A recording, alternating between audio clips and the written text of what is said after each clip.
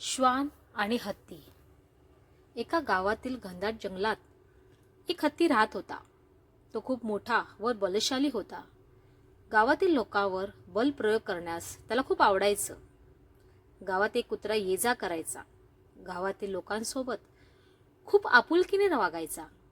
हत्ती आणि श्वान एकमेकास ओळखत नव्हते. हळूहळू त्यांची ओळख झाली. त्यांची ओळख मैत्रीत बदलली. एकदा हत्ती श्वानास बोलला, मला खूप आनंद वाटतो की तू मला भेटला. मला वाटतं मी जगात सर्वात मोठा व शक्तिशाली आहे. कुत्रा समजला की हत्ती थोडा घमेंडी आहे. कुत्रा त्यास बोलला, अरे तू नक्कीच बलवान आहेस, पण मनुष्य तर तुला ढकलतात आणि मारतात पण. मी तर अशक्त असल्यामुळे सर्वांपासून मला जपून आणि प्रेमाने वागावे लागते.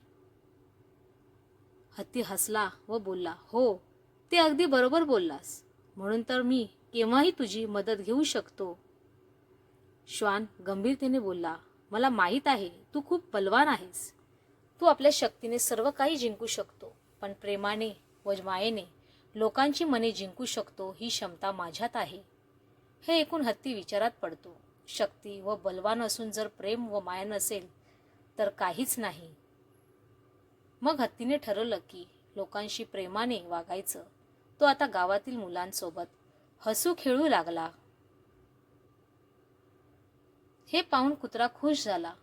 तो म्हणाला, अरे हत्ती, तू तर सर्वांची मने जिंकली. हत्ती हसला. तो समजला की बलापेक्षा प्रेमाने सर्व काही जिंकता येतं. तो खूप खुश झाला.